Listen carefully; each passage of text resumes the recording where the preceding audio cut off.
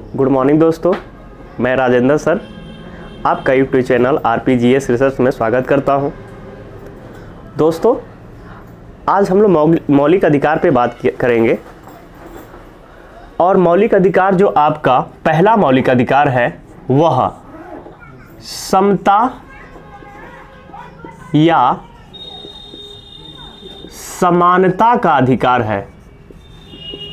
का अधिकार मेरे भाई, यह जो समता या समानता का अधिकार है यह अनुच्छेद 14 से 18 तक है।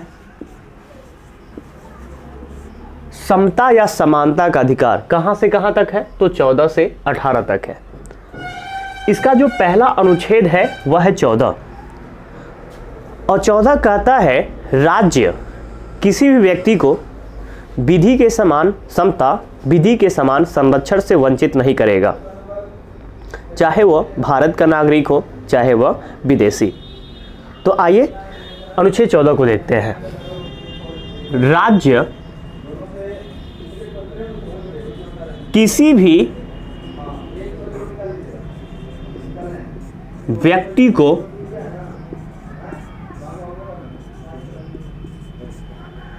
विधि के समक्ष समता, विधि के समान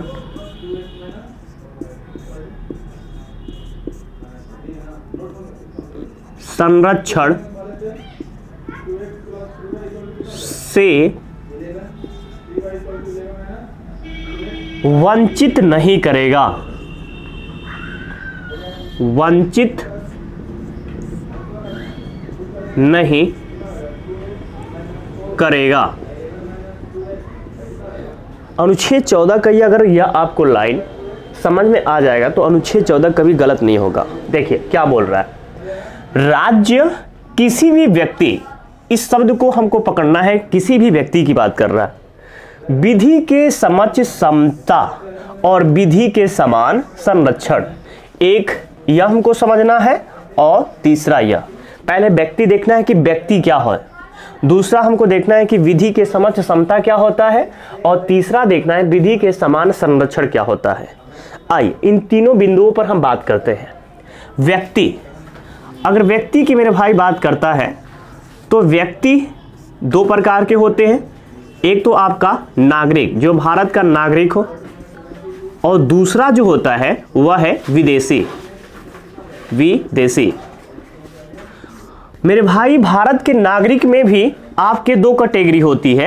एक तो आपका होता है पुरुष और दूसरा होता है आपका महिला।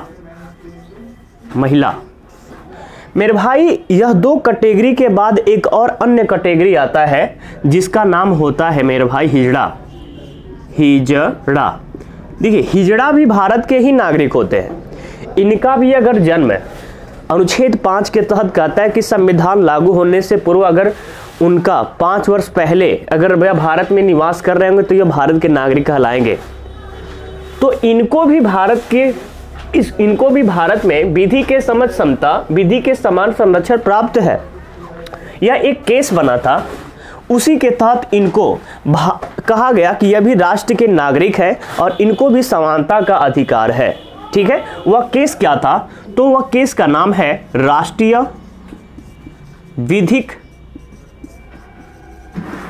विधिक सेवा प्राधिकरण बनाम भारत संघ। यह एक केस है मेरे भाई, राष्ट्रीय विधिक सेवा प्राधिकरण बनाम भारत संघ। और इस केस में सुप्रीम कोर्ट ने कहा कि भारत में स्त्री और पुरुष के साथ साथ आपके हिजड़ा को भी समान अधिकार प्राप्त है। तीन है जो इसको विधि के समान समता और विधि के समान संरक्षण प्राप्त है। देखते हैं विदेशी। तो विदेशी व्यक्ति में जो आपके देश के बाहर जो भी व्यक्ति हैं, जो आपके नागरिक नहीं हैं, आप भारत देश के नागरिक नहीं हैं, वह सब क्या है कि आपके विदेशी कहलाएंगे। जैसे नेपाल से अगर कोई लोग आए तो वह विदेशी है, श्रीलंका से कोई आ गया तो क्या है, विदेशी है, पाकिस्तान से कोई आ गया तो क्या है, वह विदेशी है। तो यह जो अनुच्छेद है वह दोनों को प्राप्त है, एक तो भारतीय नागरिक, दूसरी विदेशी। लेकिन अगर जो व्यक्ति पाकिस्तान में रह रहा है या नेपाल में रह रहा है, वहां पे रह रहा है, उसको यह अधिकार प्राप्त नहीं है।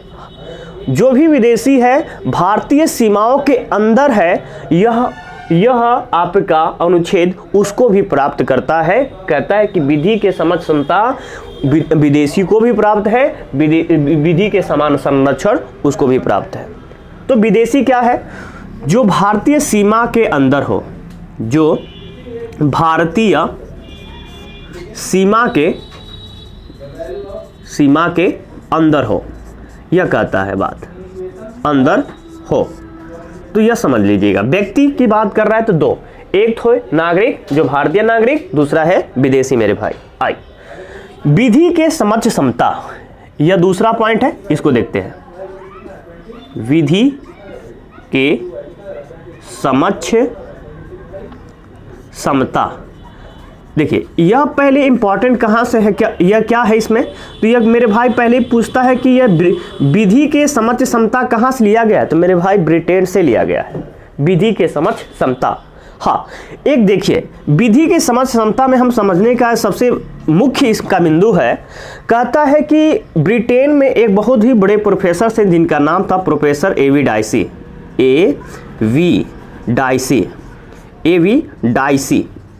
और एवी डाइसी ने एक पुस्तक लिखी थी, उस पुस्तक का नाम था विधि का शासन। और मेरे भाई विधि का शासन, रूल ऑफ लॉ, इसको इंग्लिश में क्या बोलेंगे, रूल ऑफ लॉ। इस पुस्तक में उन्होंने बताया है कि देश में विधि का शासन है, देश में विधि का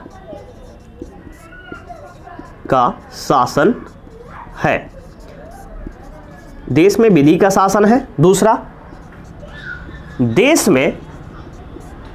में कोई भी व्यक्ति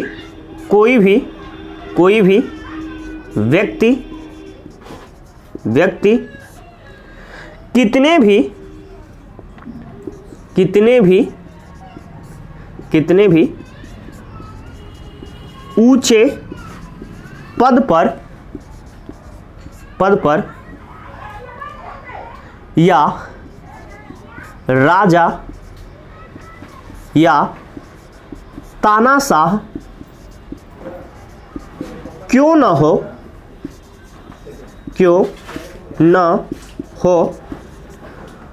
वह विधि से बड़ा नहीं होगा, बड़ा नहीं होगा। देखिए क्या बात कर रहा है, विधि के समक्ष समता मेरे भाई ब्रिटेन से लिया गया है, और कह क्या रहा है कि वहां के एक प्रोफेसर थे जिनका नाम था प्रोफेसर एवी डाइसी, और प्रोफेसर एवी डाइसी ने एक पुस्तक लिखी थी जिसका नाम था विधि का शासन। और विधि के शासन पुस्तक में लिखा गया है कि देश में किसका शासन है, विधि का शासन है। विधि का मतलब होता है कानून का शासन है। और दूसरे लाइन में कह रहा है देश में कोई भी व्यक्ति कितने भी ऊंचे पद पर क्यों ना हो, या राजा या तानाशाह क्यों ना हो, वह विधि से बड़ा नहीं होगा। राजा भी है, राजा भी अगर गलती करता है तो वह विधि से बड़ा नहीं है, उसको भी दंड दिया जाएगा। या तानाशाह क्यों ना है, वह विधि से बड़ा नहीं है, कानून से बड़ा नहीं होगा। लेकिन मेरे भाई अगर जिस देश में राजा या तानाशाह होते हैं, जिस देश में राजा हो या तानाशाह शासन करते हों, जैसे आप लोग ब्रिटेन का नाम जानते होंगे और दक्षिणी कोरिया का नाम, वहां पे भी तानाशाह है। यहाँ पे जो आपके राजा हैं या तानाशाह हैं, वह लोगों के साथ पक्षपात कर सकते हैं, क्योंकि इस पूरी प्रशासन उनके हाथों में रहती है, तो इसलिए पक्षपात कर सकते हैं। तो जो विधि के समक्ष समता है, यह कैसी अवधारणा देता है? तो यह मेरे भाई नकारात्मक अवधारणा देता है। यह कैसा अवधारणा देता है? तो यह नकारात्मक अवधारणा देता है। ये बहुत इंपॉर्टेंट लाइन है। कहता है कि विधि के समझ क्षमता कैसा अवधारणा देता है? तो मेरे भाई यह हो जाएगा आपका नकारात्मक अवधारणा देता है। आइए अब तीसरे लाइन को समझते हैं। तीसरा लाइन आपका क्या है? विधि के समान संरक्षण। तो विधि के समान संरक्षण की बात कर रहा है। तो विधि के समान संरक्षण कहां से लिया गया है? संविधान के स्रोत में इसको पढ़ा चुके हैं कि विधि के समान संरक्षण कहां से लिया गया है। तो अमेरिका देश के संविधान से लिया गया है। बहुत इंपॉर्टेंट है आपका। तो आइए देखते हैं तीसरा पॉइंट, विधि के समान संरक्षण। ये देखिए मेरे भाई, यह कहां से लिया गया है? तो यह अमेरिका देश के संविधान से लिया गया है। अमेरिका देश के संविधान से लिया गया। विधि के समान संरक्षण। समान संरक्षण का क्या मतलब है? वह कानून जो एक आम नागरिक को संरक्षण प्रदान करती है, वही कानून कितने भी ऊंचे पद पर क्यों न व्यक्ति हो, उसको भी संरक्षण यही कानून प्रदान करती है। राष्ट्रपति को यही कानून संरक्षण प्रदान करती है जो एक आम व्यक्ति को संरक्षण प्रदान करती है। तो विधि के समान संरक्षण यह कहां से लिया गया है मेरे भाई? अमेरिका से। आइए देखते हैं। कहता है कि समान परिस्थितियों में रहने वाले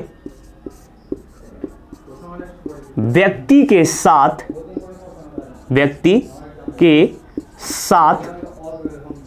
समान व्यवहार किया जाएगा। समान व्यवहार किया जाएगा। देखिए इसका कहने का क्या मतलब है? समान परिस्थितियों में रहने वाले व्यक्तियों के साथ समान व्यवहार किया जाएगा। जैसे एग्जाम्पल से सुन लीजिएगा या समझने का कोशिश करिएगा कि क्या है, कहने का मतलब क्या है।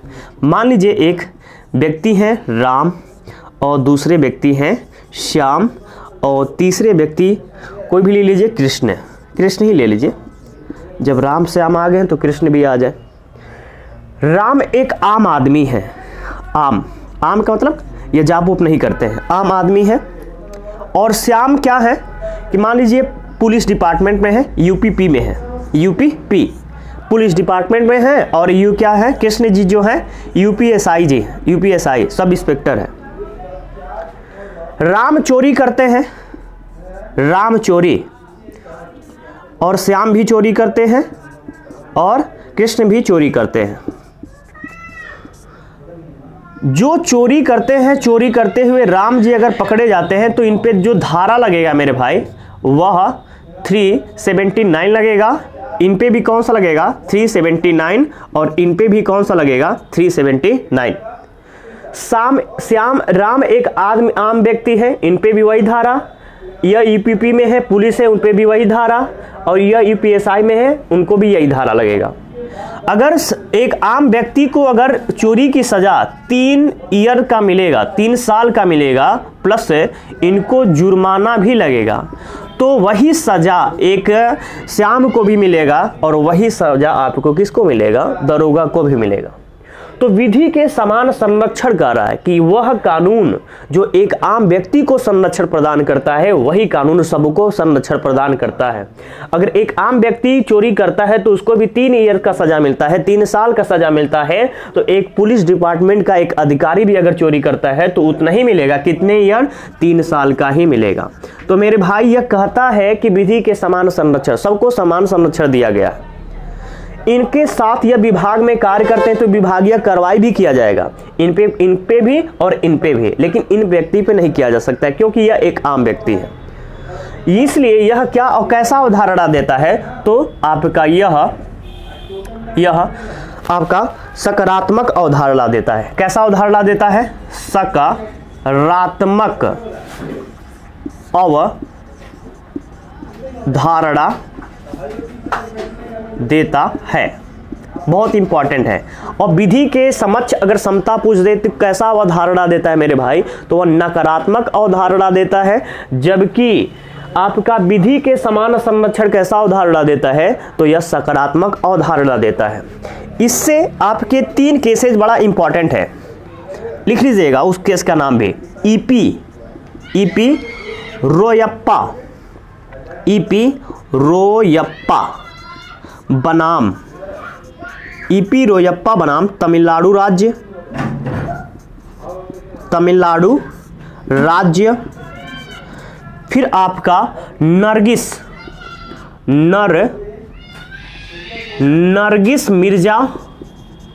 मिर्जा बनाम भारत संघ। और आपका मिट्ठू सिंह बनाम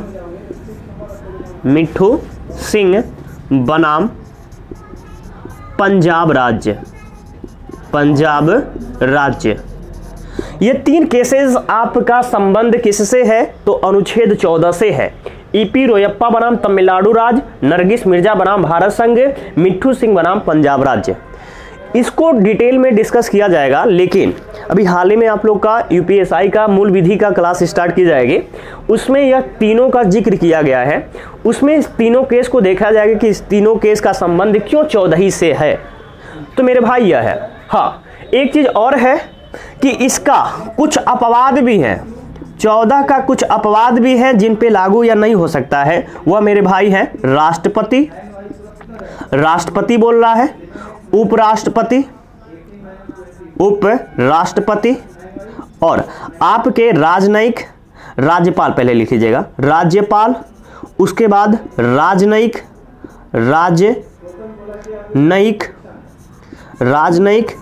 सुप्रीम कोर्ट और हाई कोर्ट के न्यायाधीश, संसद, विधानमंडल। अच्छा, संसद की बात करें तो क्या संसद के 2 सदन होते हैं, एक राज्यसभा होता है, एक लोकसभा होता है। विधानमंडल बोले तो क्या आपका हो जाएगा, आपका विधानसभा हो जाएगा। विधान 6 राज्यों में आपका विधान परिषद है, तो जहां पे 6 राज्य में विधान परिषद है वहां पे विधान आपका सभा भी हो जाएगा, विधान परिषद। और आपके मंत्री पर यह जो आपका अनुच्छेद है लागू नहीं होता। अपवाद यह है, यह क्या है मेरे भाई, अपवाद माने जाते हैं। तो पूछ भी सकता है कि इसके अपवाद कौन है 14 के, तो राष्ट्रपति, उपराष्ट्रपति, राज्यपाल, राजनयिक, सुप्रीम कोर्ट, हाई कोर्ट के न्यायाधीश, संसद के सदस्य, विधानमंडल के सदस्य और मंत्री, इन पे यह अपवाद है। ठीक है मेरे भाई, आइए तो आगे बढ़ते हैं। अनुच्छेद 15 भी बड़ा इंपॉर्टेंट है। अगर अनुच्छेद 15 को आपको समझना है तो एक इसमें मूवीज भी आ चुकी है जिसका नाम है आर्टिकल 15। इसी मूवीज ही का नाम है आर्टिकल 15, इंग्लिश में दे दिया है नाम, अनुच्छेद 15 उसका नाम है। ये आयुष्मान खुराना का मूवीज है, अगर देखना चाहते हैं तो देख सकते हैं, काफ़ी समझ में आ जाएगा आपको अनुच्छेद 15। चलिए आइए देखते हैं 15 आखिर है क्या। 1 मिनट बस रुक जाइए।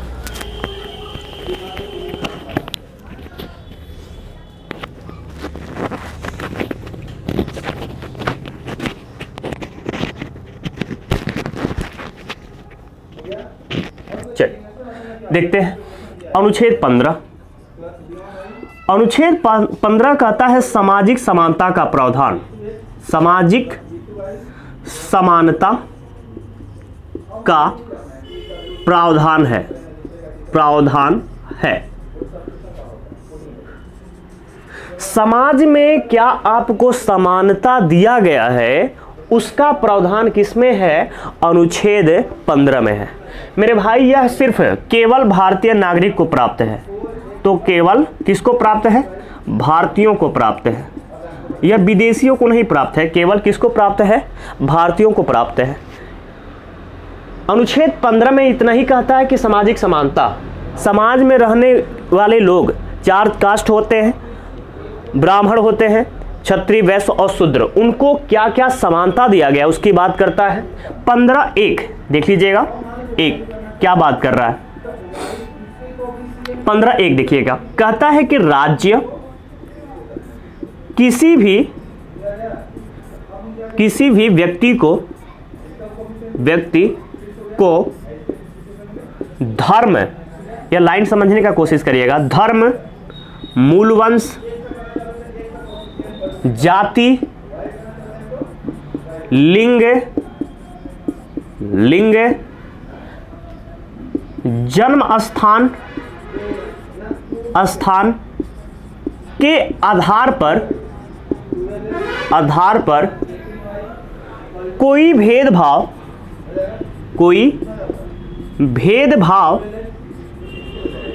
या अंतर नहीं करेगा। देखिए आसान है, अनुच्छेद समझ लीजिए। राज्य किसी भी व्यक्ति को, कोई भी व्यक्ति हो, धर्म के आधार पर, वह किसी भी धर्म का हो सकता है, मूल वंश उसका जो भी वंश हो, जाति किसी भी जाति का हो, जनरल हो सकता है, राय साहब हो सकते हैं, यादव जी हो सकते हैं, बहुत सारे जाति होते हैं। लिंग में अभी बताए हैं अनुच्छेद 14 ही में, आपको 15 में भी बताएं, इसमें भी आ जाएगा आपका। 14 में भी बताया है कि लिंग 3 प्रकार के हैं, स्त्री, पुरुष और किन्नर आते हैं उसमें। तो लिंग, जन्म स्थान के आधार पर, जन्म स्थान आपके 28 राज्य और 8 केंद्र शासित प्रदेश में है, तो किसी भी राज्य में तो आपका जन्म होगा ही होगा। अगर भारत के नागरिक हैं तो आप किसी अन्य राज्य में भी जाके रह रहे हो तो उसके आधार पर भी कोई आपके साथ भेदभाव नहीं करेगा। सपोर्ट दैट, इसका उदाहरण मान लीजिए। जन्म स्थान कहने का क्या मतलब है? जन्म स्थान कहने का मतलब यह है कि मान लीजिए विषुवत रेखा के नज़दीक हमारा केरल राज्य है, तमिलनाडु राज्य है, और जानते होंगे कि विषुवत रेखा पे सूर्य का किरण क्या होता है कि सीधे गिरता है। जहाँ पे सूर्य का किरण ज़्यादा तेज होता है, किरण सीधे गिरता है, वहाँ के लोग कैसे होते हैं? काले होते हैं। और जम्मू कश्मीर में सूर्य का किरण जाता ही नहीं है तो वहाँ पे गोरे होते हैं। मेरे भाई, अगर केरल से लोग कोई जाके जम्मू कश्मीर में निवास कर रहा है और वहाँ के लोग उसको जन्म स्थान के आधार पर क्या करें कि तुम काले हो, तुम तो वहाँ से आए हो, तो उसका क्या होगा कि आपका अनुच्छेद 15 का क्या होगा? उल्लंघन माना जाएगा। जाति क्या होती है? यह जाति का मतलब यह है कि आप जिस जाति का, जिस आयुष्मान बोले हैं एक मूवीज देखने के लिए, उसमें देखेंगे तो यह ही बताया गया है कि ब्राह्मण लोग पुलिस डिपार्टमेंट में रहते हैं, पुलिस डिपार्टमेंट में रहते हुए कहते हैं कि तुम एक क्षुद्र जाति का हो, तुम क्षुद्र जाति के होते हुए तुम चाय कैसे ले आओगे? मतलब जो SC ST के लोग होते हैं उसके हाथ से चाय भी नहीं पीते, ऐसा मूवीज में दिखाया गया है। और पहले ऐसे रूढ़िवादी परंपरा भी चलती आ रही है, अब तो धीरे धीरे खत्म भी हो रहा है। तो राज्य वही कह रहा है कि मेरे भाई जाति का भी अहम भूमिका होता है। पहले के लोग ऐसे पूछते, ऐसी जाति को लेकर बड़ा विवाद होता था। लिंग पर, धर्म, आप हिंदू हो, मुस्लिम हो, सिख हो, ईसाई हो, इस पे भी भेदभाव नहीं किया जाएगा। तो यह मेरे भाई क्या है, बहुत सारे मंदिर होते हैं जहाँ पे आपको जाना ही नहीं दिया जाता, स्त्रियों को जाना ही नहीं दिया जाता है। एक शनिदेव का मंदिर था, वहाँ पे स्त्री पहले जाती ही नहीं थी। महिलाओं ने आवाज उठाया कि हमको भी सामाजिक समानता का अधिकार है, हमको भी जाना चाहिए। सुप्रीम कोर्ट में आपका मुकदमा की, सुप्रीम कोर्ट ने कहा कि मेरे भाई महिलाओं को भी समानता का अधिकार है, वह भी किसी भी मंदिर, किसी भी मस्जिद, किसी भी गुरुद्वारा में जा सकती हैं, उनको भी अधिकार दिया गया। तो राज्य किसी भी व्यक्ति को धर्म, मूल वंश, जाति, लिंग, जन्म स्थान के आधार पर कोई भेदभाव या अंतर नहीं करेगा। आइए 15(2) देखते हैं। 15(2) क्या कहता है? कहता है कि राज्य किसी भी व्यक्ति को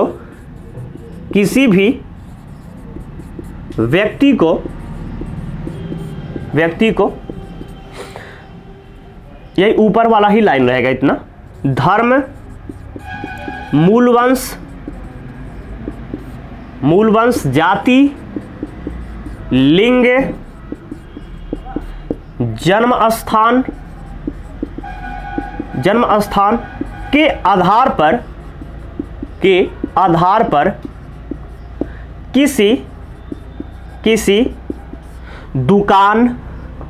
किसी दुकान, होटल,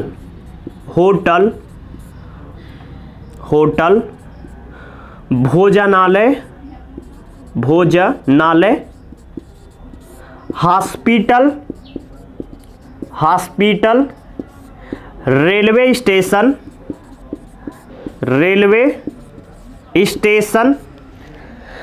मनोरंजन स्थल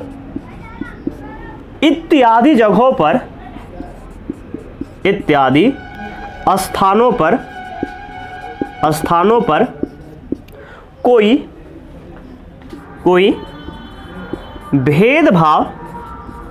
भेदभाव नहीं करेगा। मेरे भाई देख लो क्या बोल रहा है। राज्य किसी भी व्यक्ति को या कोई भी व्यक्ति किसी भी व्यक्ति के साथ, राज्य किसी भी व्यक्ति को या एक व्यक्ति दूसरे व्यक्ति के साथ धर्म, मूलवंश, जाति, लिंग, जन्म स्थान के आधार पर किसी व्यक्ति के साथ न होटल में दुर्व्यवहार करेंगे आप न किसी दुकान में करोगे, आप न किसी भोजनालय में आप कर सकते हो, न हॉस्पिटल में कर सकते हो, न रेलवे स्टेशन पे कर सकते हो, न मनोरंजन स्थल पे कर सकते हो। अगर इन स्थानों पर किसी व्यक्ति के मौलिक अधिकारों का हनन करते हैं आप, तो आप उसके वह सीधे आप पे केस करेगा अनुच्छेद 32 के तहत सुप्रीम कोर्ट और 226 के तहत हाई कोर्ट। अगर किसी दुकान में वो व्यक्ति जा रहा है, मान लीजिए कम गरीबी है, फटा पुराना पहना है, कपड़ा नहीं है तन पे, गंदा कपड़ा पहना है और गया और दुकानदार उसको क्या किया, भगा दिया, उसके मौलिक अधिकार का मेरे भाई हनन होगा। सामाजिक समानता का प्रावधान सबको है। होटल में गया कोई व्यक्ति 5 स्टार होटल में जा रहा है और होटल में लिखा गया है कि जो 4 व्हीलर से आएगा वही व्यक्ति होटल में सिर्फ प्रवेश कर सकता है, अन्यथा कोई भी व्यक्ति प्रवेश नहीं करेगा। वह क्या है, नहीं गया है मेरे भाई, तो समानता का अधिकार है। कहीं भी आप जा सकते हो, भोजनालय में जा सकते हो, आप हॉस्पिटल में जा सकते हो। हॉस्पिटल गरीबों के लिए होता है, अमीर लोगों के लिए प्राइवेट है, तो हॉस्पिटल में भी मेरे भाई जा सकते हो, कोई दिक्कत नहीं। अगर आपके कोई जाते हैं, गरीब हैं, नहीं दवा मिल रही है, निःशुल्क दवा नहीं दिया जा रहा है, आप सीधे आपके मौलिक अधिकारों का क्या होगा, हनन होगा। रेलवे स्टेशन है आपका, मनोरंजन स्थल है, इन स्थानों पर कोई भेदभाव आपको से नहीं करेगा। आइए देखते हैं अनुच्छेद 15(3) क्या मेरे भाई कह रहा है। कहता है कि राज्य महिलाओं एवं बालकों के लिए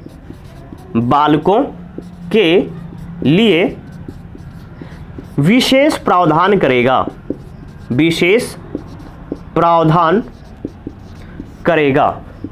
देखिए इसमें महिलाओं के दे दिया गया, अभी तो बोल रहा है कि किसी के साथ भेदभाव नहीं करेगा, लेकिन अनुच्छेद 15 मेरे भाई 3 में क्या कहता है कि महिलाओं और बालकों के लिए विशेष प्रावधान करेगा।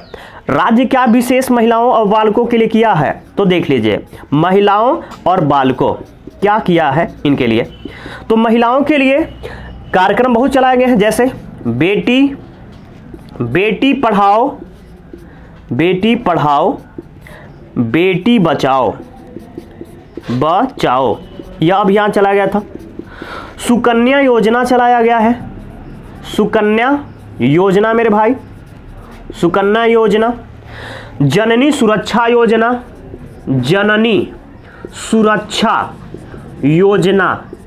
योजना चलाया गया महिलाओं के लिए। और सबसे खतरनाक चलाया गया है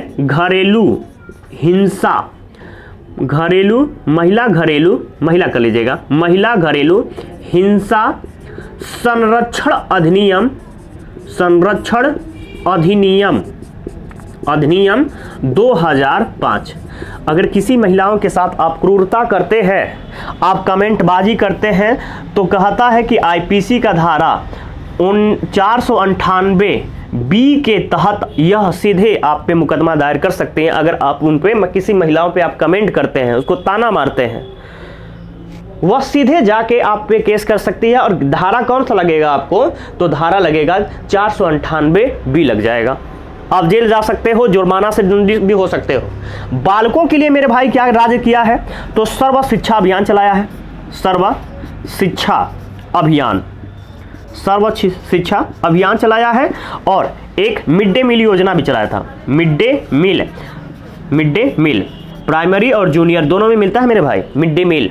तो मिड डे मील जिसके तहत उनको आपका दूध दिया जाता है बच्चों के लिए, जो बच्चे सरकारी स्कूल में पढ़ रहे हैं, जो गरीब है या कोई भी व्यक्ति हो, ऐसी बात नहीं है कि बस गरीब ही पढ़े हैं, जो भी कोई सरकारी स्कूल में पढ़ रहा है उसको मिड डे मील योजना के तहत दूध दिया जाता है। कि किसी भी बच्चे को पोषण के लिए दूध बड़ा आवश्यक होता है, इसके लिए भी क्या किया गया है कि आपका दूध दिया जाता है राज्य सरकार के तहत। चलिए आइए देखते हैं आपका 15(4) क्या कहता है? 15/4 देख लीजिएगा। इसके तहत इसे प्रथम संविधान संशोधन के तहत जोड़ा गया था, 1951 के तहत जोड़ा गया है, और कहता है कि राज्य सामाजिक एवं शैक्षणिक दृष्टि से कमजोर वर्ग के लोगों को विशेष प्रावधान करेगा, आरक्षण देगा। अनुच्छेद किसके तहत? 15/4 के तहत। ठीक है, 15/4 के तहत देगा। तो देख लीजिएगा, इसे प्रथम संविधान संशोधन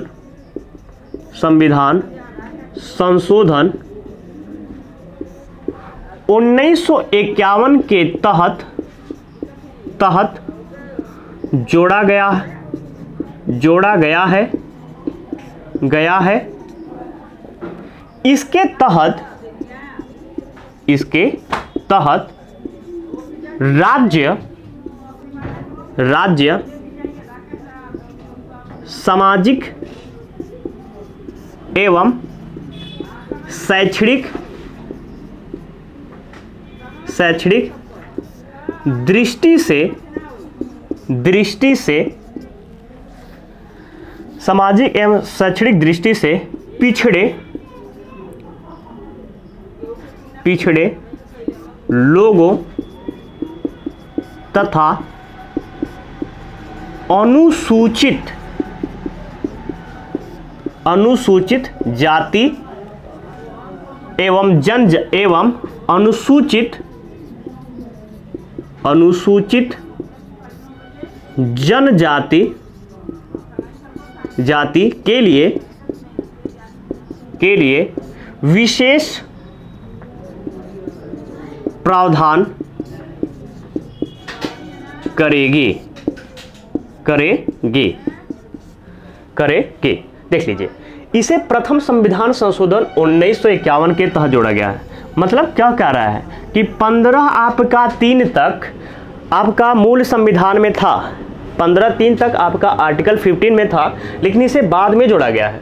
और कहा गया है कि इसके तहत जो राज्य में सामाजिक एवं शैक्षणिक दृष्टि से पिछड़े लोगों, मतलब जो ओबीसी आते हैं, अनुसूचित जनजाति जो एससी है, अनुसूचित जनजाति जो एसटी है, उनके लिए विशेष प्रावधान करेगा। तो विशेष प्रावधान मतलब ओबीसी के लिए कह रहा है, फिर एससी के लिए कह रहा है, फिर एसटी के लिए कह रहा है, इनके लिए विशेष प्रावधान करेगा मेरे भाई। अब विशेष प्रावधान किस क्षेत्र में करेगा? तो शिक्षा के क्षेत्र में करेगा, शिक्षा का अधिकार के तहत करेगा। शिक्षा का अधिकार के तहत क्या करेगा? इनको कि आरक्षण प्रदान करेगा। तो मेरे भाई जो ओबीसी, एससी और एसटी को जो आरक्षण मिलता है वह 15/4 के तहत मिलता है। 15/4 के तहत ओबीसी को शिक्षा के अधिकार के तहत आरक्षण दिया जाता है। एसटी को पढ़ने के लिए आरक्षण दिया जाता है, एसटी को लिए पढ़ने के लिए आरक्षण दिया जाता है। किसमें? विश्वविद्यालयों में दिया जाता है। देखते हैं आपका, और इसी के तहत मेरे भाई कहता है कि अभी हम लोग 15/4 में देखें कि राष्ट्र विधिक सेवा प्राधिकरण आपका 15/4 बोल रहे हैं। 14 अनुच्छेद में देखे हैं कि एक राष्ट्रीय विधिक सेवा प्राधिकरण बनाम भारत संघ के मामले में हिजड़ा को भी पढ़ने का अधिकार दिया गया है। कुशीनगर में हाल ही में आपका विश्वविद्यालय खोला गया है, जहां पे किन्नर जाके भी पढ़ सकते हैं, उनको भी अधिकार है। वह भी डॉक्टर बन सकते हैं, वह भी आईएएस बन सकते हैं, वह भी डीएम बन सकते हैं, वह भी एसपी बन सकते हैं। कुछ ऐसे पद हैं जहां पे नहीं बन सकते हैं, लेकिन बहुत सारे ऐसे पद हैं जहां पे वो बन सकते हैं। न्यायाधीश बन सकते हैं। देखिएगा, नेट पे सर्च मारिएगा कि भारत के पहले किन्नर डॉक्टर कौन है, तो आ जाएंगे, तुरंत आ जाएगा उस पर। तो उनको भी पढ़ने का अधिकार दिया है। तो ओबीसी जो हिजड़े आते हैं किस कैटेगरी में आते हैं? तो ओबीसी में आते हैं। तो शिक्षा का अधिकार जो आरक्षण दिया गया है वह 15/4 के तहत ही दिया गया है मेरे भाई। तो अभी आज के लिए तो इतना ही रहने दे रहे हैं। 15 आपका 5 है, 15/6 यह दोनों इंपॉर्टेंट अनुच्छेद हैं जो नेक्स्ट वीडियो में देखा जाएगा मेरे भाई। तो आज का वीडियो मेरे भाई कैसा लगा? अच्छा लगा होगा तो ज़्यादा से ज़्यादा शेयर करिए, सब्सक्राइब करिए और कमेंट जरूर करिए।